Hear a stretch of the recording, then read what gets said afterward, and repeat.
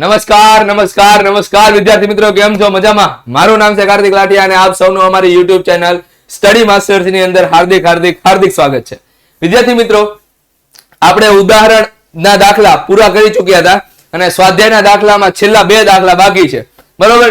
જેમાં ઉદાહરણ નંબર 16 છે ને, એ મારું મોસ્ટ ફેવરેટ ઉદાહરણ છે. ભલે આ દાખલા એટલા બધા કામના નથી, બરોબર, પણ તમારું જે નોલેજ છે એ નોલેજ ઘણું બધું તમારું વધારી શકે છે, બરોબર? આવું તમને થિયરીમાં નહીં આવ્યું, પણ આ રકમ ક્યાંથી આવી તમને અટવાઈ જાવ. હું કહે, જો નીચેનું સામાન્ય અવલોકન સ્પષ્ટપણે સમજાવો.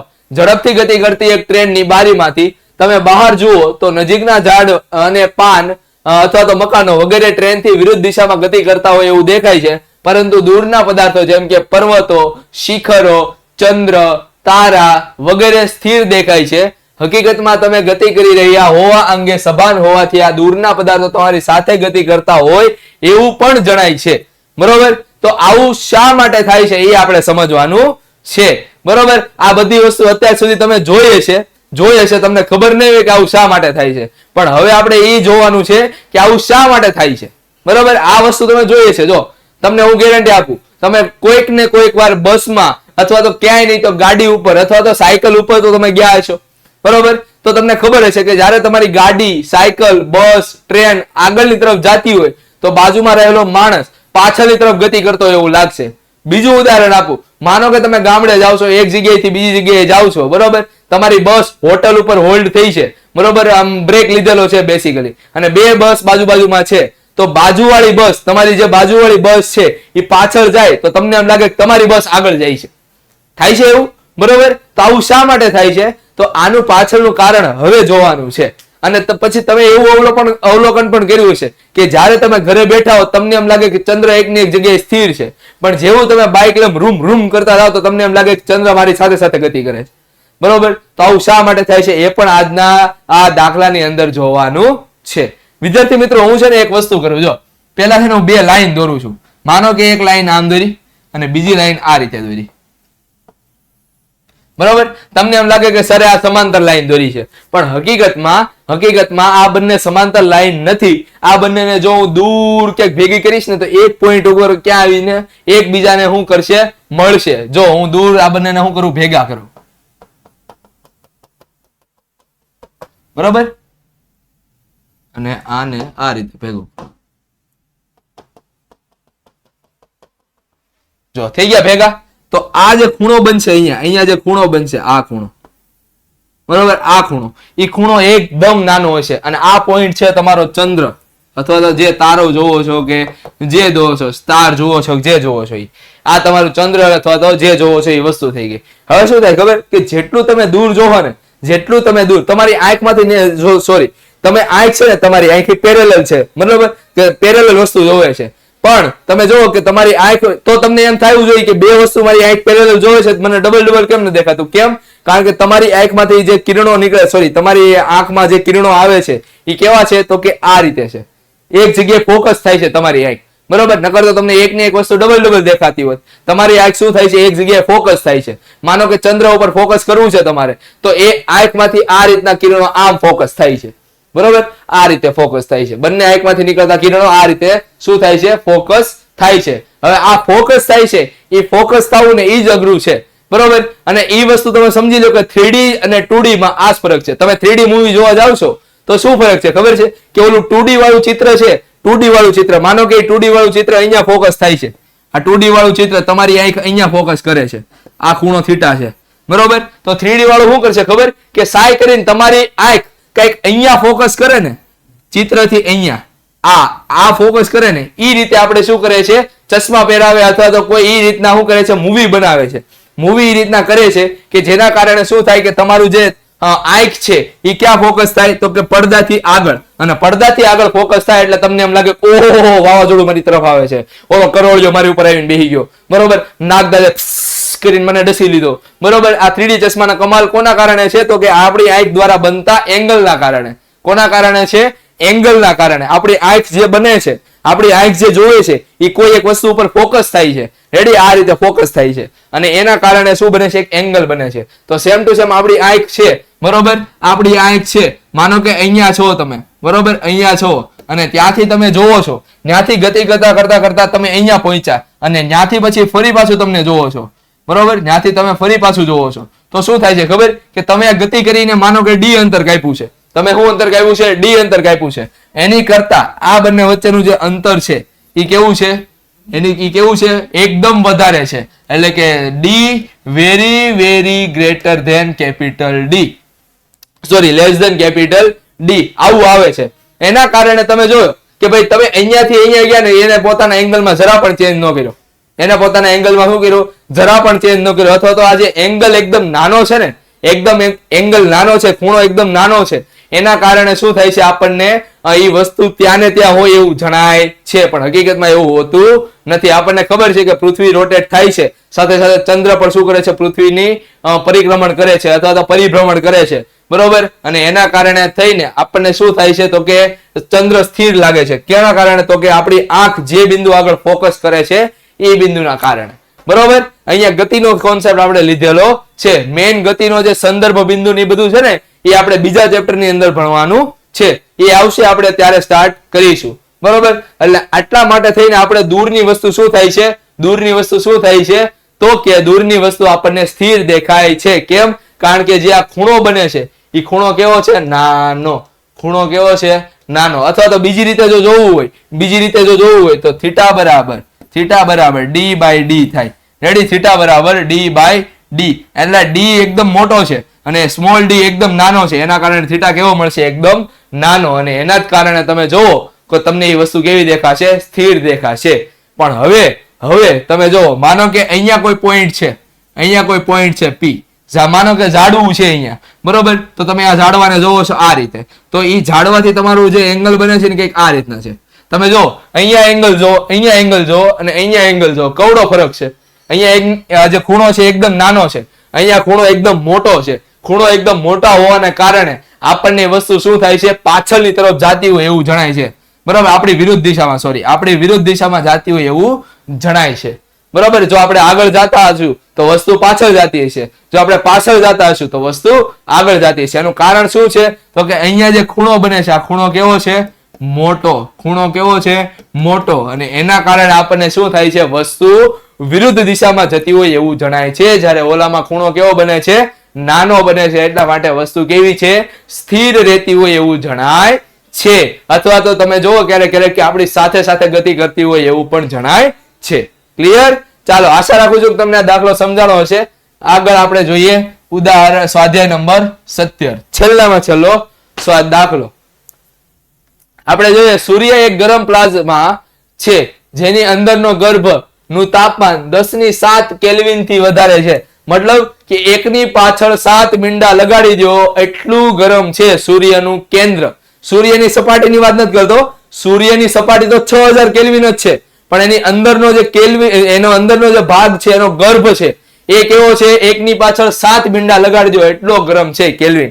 અહીંયા આપણે 40-50 ડિગ્રીમાં ફૂફાટા બોલાઈ જાય છે, તો અહીંયા તો જો તમે 1ની પાછળ 7 મીંડા લગાડો એટલું ગરમ છે, બરોબર. તો અહીંયા ઘન, પ્રવાહી કે વાયુ ત્રણેયમાંથી એક શું કહેવાય અવસ્થા અસ્તિત્વમાં ન રહે. તમને ખબર છે કે કેટલી અવસ્થા છે દ્રવ્યની? કેટલી અવસ્થા છે? ચાલો, મને ખબર છે. કેટલી? તો કે 5 મને ખબર છે. કઈ? ઘન, પ્રવાહી, વાયુ, પછી આવશે પ્લાઝ્મા, પછી આવશે બોઝ-આઇન્સ્ટાઇન કન્ડેન્સેશન અને પછી આવશે ફર્મી, બરોબર, ફર્મી કન્ડેન્સેશન, બરોબર. હવે આના સિવાય મને નથી ખબર, પણ હકીકતમાં 22 યાદ રાખજો આંકડો, 22 દ્રવ્યની અવસ્થાઓ છે જે આ વર્ષે અથવા તો ગયા વર્ષે 2023માં અથવા તો 2022માં એવું કંઈક છે, રેડી, એ વર્ષે શોધાયેલું છે. 10 જુલાઈ 2022 કા 23 એવી ડેટ છે. તઈ આ આર્ટિકલ બહાર પડેલો કે હકીકતમાં દ્રવ્યની 22 અવસ્થાઓ છે, જેમાંથી આપણે 5 થી 6 જાણીએ છીએ. અત્યાર સુધી તમે 3 અવસ્થા જાણતા છો. કયું? ઘન, પ્રવાહી અને વાયુ, બરોબર. ચોથી અવસ્થા છે પ્લાઝ્મા, પાંચમી અવસ્થા છે બોઝ-આઇન્સ્ટાઇન કન્ડેન્સેશન. આપણે 5 અવસ્થા લેવા દો. પ્લાઝ્મા અતિશય ગરમ, બોઝ-આઇન્સ્ટાઇન કન્ડેન્સેશન અતિશય ઠંડુ, બરોબર. ચાલો, તો સૂર્ય એક ગરમ પ્લાઝ્મા છે જેની અંદરનો ગર્ભનું તાપમાન 1ની પાછળ 7 મીંડા લગાડો કેલ્વિન થી વધારે છે અને બાહ્ય પૃષ્ઠનું તાપમાન T બરાબર 6000 કેલ્વિન છે. આટલા ઊંચા તાપમાને કોઈ પણ પદાર્થ કે ઘન શું કહેવાય ઘન કે પ્રવાહી અવસ્થામાં રહી શકે નહીં. સૂર્યની દળ ઘનતા ઘન અને પ્રવાહી અથવા વાયુની ઘનતાઓમાંથી કયા વિસ્તારમાં હોવાની તમને ધારણા છે, તમારું અનુમાન સાચું છે તેની ચકાસણી નીચેની માહિતી પરથી નક્કી કરો કે સૂર્યનું દળ 2 × 10⁻23 છે અને સૂર્યની ત્રિજ્યા 7 × 10⁸ ઘાત મીટર છે. હવે જો આપણે કઈ રીતે દાખલો ગણશું, પેલા છે ને સૂર્યની હું ઘનતા શોધી લઈશ. શું શોધીશ? સૂર્યની ઘનતા. સૂર્યની ઘનતા શોધ્યા પછી શું થશે તો મારે જોવાનું કે આની ઘનતા કેટલી આવે છે. પેલા આપણે શોધી લઈએ સૂર્યની ઘનતા. તો સૂર્યની ઘનતા શોધવા માટે ઓકે આપણને શું શોધવાનું છે પેલા એ લખી લઈએ. ઘનતા શોધવા માટે દળના છેદમાં કદ. હવે દળ તો આપ્યું છે આપણને આવડું આ 2 × 10⁻30. કદ શું આવશે? માનો કે સૂર્યનો ગોળો લઈ લો તો કદ એનું આવે દળના છેદમાં 4/3 પાઈ r ક્યુબ. ઓકે, તો આપણને દળ આપેલું છે m બરાબર કેટલું 2 × 10⁻30 કિલોગ્રામ અને કેપિટલ R રેડિયસ આપી છે 7 × 10 કેટલી ઘાત છે 8 મીટર આપેલા છે. તો ઘનતા સૂર્યની ઘનતા કેટલી આવશે? સૂર્યની ઘનતા સૂર્યનું દળ ના છેદમાં સૂર્યનું કદ. બરોબર, ચાલો હવે એના પરથી આપણે જો જોવા જઈએ તો સૂર્યનું દળ આપ્યું છે 2 × 10⁻30 અને એના છેદમાં સૂર્યનું કદ વાત કરીએ તો 4/3 × 3.14 × r ક્યુબ એટલે કે 7.0 × 10⁸8³ મતલબ કે એનો ઘન. એટલે 3 × 2 = 6 ના છેદમાં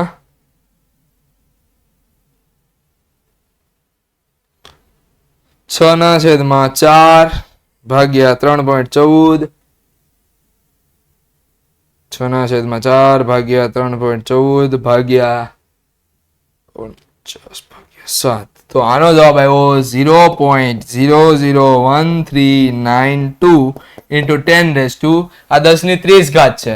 બરોબર, નીચે છે 10⁸ 8 તેરી 24 ઘાત ઉપર ગઈ તો 10⁻24 ઘાત થઈ. 30 માંથી 24 બાદ કરો કેટલી વધે? 30 માંથી 24 બાદ કરો તો 0.00139 × 10⁻30 માંથી 24 બાદ કરો 6 વધે.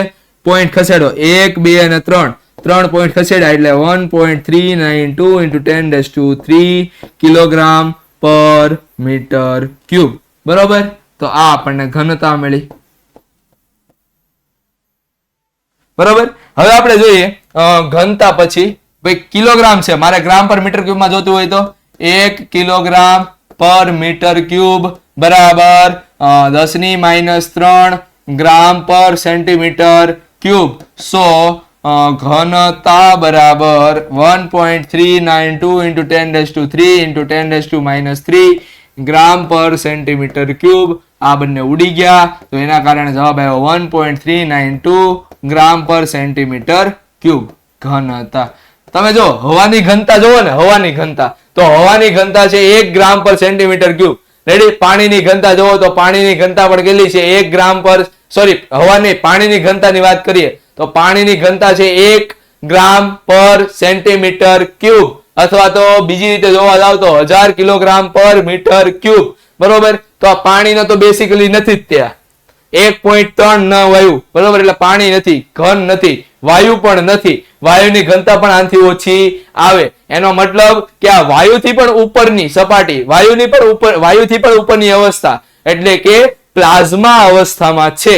આ ઘનતા આવી ઘનતા ન તો ઘન પ્રવાહી ની હોય અને ન તો વાયુની હોય. આમ સૂર્ય શું કહેવાય આપણે સૂર્ય કયા વિસ્તારમાં ઘનતા છે? બરોબર, સૂર્યની ઘનતા એ પ્લાઝમા ના વિસ્તારમાં કહેવાય. બરોબર, પ્લાઝમાના વિસ્તારમાં કહેવાય. બરોબર, તો તો આ રીતે આપણે આખું શું કર્યું તો કે સૂર્ય પ્લાઝમાથી બનેલો છે એમ કહી શકાય. હવે પ્લાઝમા શું છે એ તમે જ્યારે કોલેજની અંદર આવશો ત્યારે ડિટેલમાં અભ્યાસ કરશો કે હવે પ્લાઝમા દ્રવ્યની ચોથી અવસ્થા છે. અને ચોથી અવસ્થા એમ કે છે કે જ્યારે વાયુને ખૂબ જ વધારે માત્રામાં ગરમ કરવામાં આવે ત્યારે શું કરે શું થઈ જાય છે તો કે વાયુની અંદર રહેલા અણુઓનું આયોનાઇઝેશન થઈ જાય છે, ને એના કારણે માત્ર ને માત્ર નેગેટિવ ચાર્જ રહે છે. આ નેગેટિવ ચાર્જના વાદળને આપણે પ્લાઝમા કહીશું, બરોબર, જેને આપણે અત્યારે જોવાનું નથી. જ્યારે કોલેજમાં આવશો ત્યારે જોશો, જો ફિઝિક્સ રાખશો તો, બરોબર. પ્લાઝમા લગભગ બાયોલોજી ક્ષેત્રે પણ ઉપયોગમાં આવે છે, બરોબર. પણ જો બાયોલોજી લેશો અને તમારો કોર્સ અપડેટ થયો છે તો ત્યારે પણ તમે જો સદનસીબ હશો તો તમને પ્લાઝમા ભણવા મળશે, બરોબર. ચાલો, આશા રાખું છું કે તમને આ વિડીયો પસંદ આવ્યો હશે. જો એવું હોય તો ચેનલને સબસ્ક્રાઇબ કરી દો, વિડીયોને લાઈક કરી દો, તમારા મિત્રો જોડે શેર કરી દો. આપણે મળીએ છીએ next time. Till then thank you. ધ્યાન રાખજો તમારું અને તમારા મમ્મી પપ્પાનું. બાય.